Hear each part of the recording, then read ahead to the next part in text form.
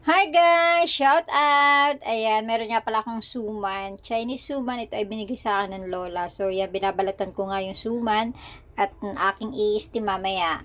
Yan nga pala ay nakabalot sa dahon ng araro. Araro kung tawagin sa amin sa Mindoro. So, yan, balot na balot nga siya.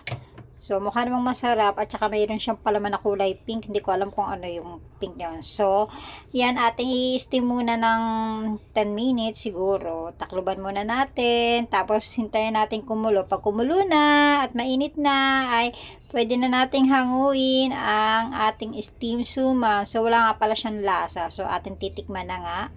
Titikman natin kung anong lasa. So, wala ngang lasa. So, kailangan nating maglagay ng asukal. Yan. Hindi ko alam kung ano yung kulay pink na yan. Pero masarap naman, parang strawberry siya. Ganon. Yung malagkit.